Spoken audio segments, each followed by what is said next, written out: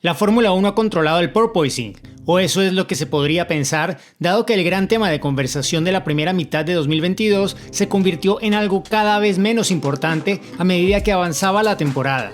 Pero los problemas creados por los mayores cambios en el reglamento de chasis de la Fórmula 1 en la historia del campeonato mundial nunca desaparecerán realmente. Todo indica que el fantasma del porpoising perseguirá a los equipos, listo para atrapar a los que sean demasiado agresivos o se dejen seducir fácilmente por las atractivas cifras de carga aerodinámica con estas máquinas de efecto suelo. De hecho, uno de los factores clave del diseño de los coches de Fórmula 1 va a ser evitar generar las condiciones que conducen al porpoising. En este video vamos a explicar por qué es así, qué impacto tendrán los cambios de reglamento para 2023 y por qué los equipos han tardado tanto en entender y simular un problema que apareció por primera vez en la Fórmula 1 hace más de 4 décadas. El porpoising nunca podrá ser realmente vencido porque las leyes de la física son inmutables. El mecanismo es bien conocido. Cuanto mayor sea la velocidad del coche, mayor será la fuerza descendente creada por los potentes túneles Venturi bajo el piso. Esto tira del coche hacia abajo, más cerca de la superficie de la pista, lo que a su vez permite crear más carga aerodinámica. Llega un momento en el que, ya sea por la proximidad a la pista, posiblemente incluso con el piso golpeando el asfalto o por la velocidad del flujo de aire bajo el piso, se produce un estancamiento aerodinámico. La carga aerodinámica se reduce, el coche se eleva de nuevo, el piso empieza a funcionar como se pretende y la carga aerodinámica aumenta hasta que se alcanza de nuevo el punto de estancamiento. Y así se repite cíclicamente, creando la oscilación aerodinámica conocida como porpoising. Los riesgos de este fenómeno aumentan en función de lo bajo que se lleve el piso y también la agresividad con la que se trabaje la compresión y la expansión del flujo de aire bajo este. El piso se compone de múltiples flujos de aire que interactúan entre sí, y aunque trabajarlo a fondo puede crear unas cifras de carga aerodinámica que hacen agua a la boca, cuanto más se presiona, más crítico puede ser. Como explica el director técnico de Alpine, Matt Harmon, las elevadas cifras de carga aerodinámica que puede generar el piso en condiciones óptimas son muy atractivas, pero lo importante es no hacer lo que hizo Mercedes en 2022 y encerrarse en un rango demasiado estrecho de alturas y características mecánicas. Como dice Harmon, se trata de crear un rango en el cual trabajar. Esto significa que los equipos siempre están luchando por mantenerse justo dentro del punto en el que se produce el porpoising. Como muchos equipos han descubierto a medida que sus coches se desarrollaban, es fácil desencadenar el porpoising con actualizaciones, por lo que todo el trabajo de diseño aerodinámico debe construirse en torno a una filosofía que tenga en cuenta este riesgo. Los equipos han entendido mucho sobre el porpoising a lo largo del año, pero todo eso significa que saben que está ahí, al acecho para atraparlos. Los mejores equipos serán capaces de ser agresivos con su coche y evitar meterse en problemas, como hizo Red Bull con el dominante RB18 en 2022. El hecho de que los datos del GPS sugirieran que tanto Mercedes como Ferrari podían, en ocasiones, generar mayores niveles de carga aerodinámica en las curvas rápidas que el Red Bull, ilustra lo importante que es conseguir el compromiso adecuado.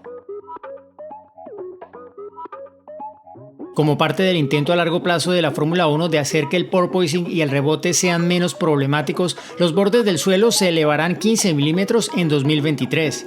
Esto debería reducir el riesgo del porpoising, pero no se espera que lo elimine por completo.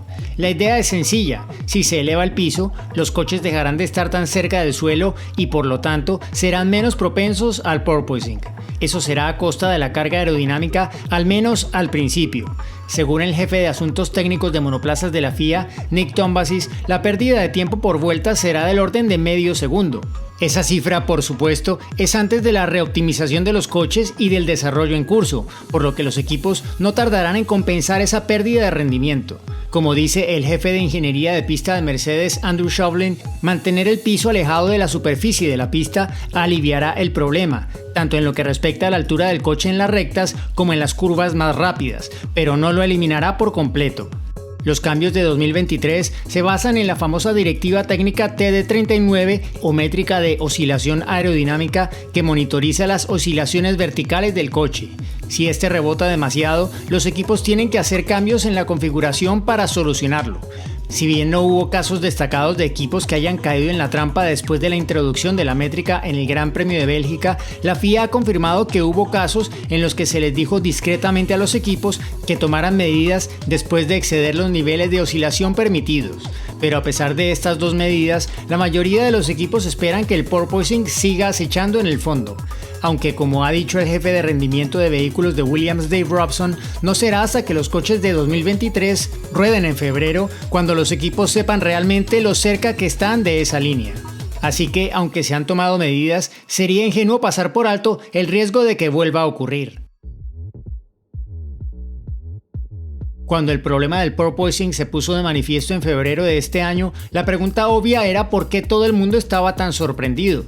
Después de todo, el porpoising es una realidad para los coches con efecto suelo y fue algo con lo que los equipos lucharon durante la última era de efecto suelo de la Fórmula 1 de 1977 a 1982, antes de la introducción de la normativa de fondo plano que prohibía esos potentes pisos. Nicolas Tombazis de la FIA, uno de los principales artífices de la normativa, admitió que la medida cogió a todo el mundo por sorpresa y suscitó lo que él denominó comentarios de suficiencia por parte de quienes trabajaban en coches históricos. El director técnico de McLaren, James Key, también sugirió que contar con más personal con la edad suficiente para haber estado en la Fórmula 1 a finales de los 70 y principios de los 80 podría haber ayudado. Y ciertamente hay un elemento de verdad en eso.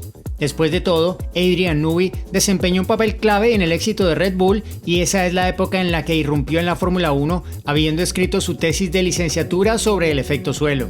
Pero hay otros factores. Esta generación de coches no solo está superando los límites del rendimiento del efecto suelo, sino que además se encuentra en un momento en el que el tiempo de túnel de viento y de CFD es estrictamente limitado, más aún para los equipos de punta de la Fórmula 1. Como explica aquí, la escala y la complejidad de las simulaciones no son realistas para haberlas trabajado de antemano. Como él mismo dice, es imposible modelarlo debido a bucles y bucles y bucles de simulaciones dentro de simulaciones para tener en cuenta todas las condiciones que pueden contribuir al porpoising. Sin embargo, los equipos han conseguido anticipar muy bien el nivel de porpoising una vez que han acumulado datos. Por ejemplo, Mercedes predijo que tendría problemas en Abu Dhabi por este motivo. Para agravar el problema, esta generación de coches suele ir muy rígida de suspensiones. Para algunos, esto ha agravado el problema. De hecho, Mercedes ha tenido que lidiar con el porpoising y el bouncing como problemas separados pero interrelacionados. Esto también significa que la plataforma mecánica del coche juega un papel importante en el control de estos efectos. El Red Bull, sobre todo al principio de la temporada, parecía menos rígido que los coches de Ferrari y Mercedes, ambos propensos al porpoising. También parecía que el Red Bull generaba su carga aerodinámica de forma efectiva a alturas ligeramente superiores, asegurando que evitaba caer en la trampa del porpoising.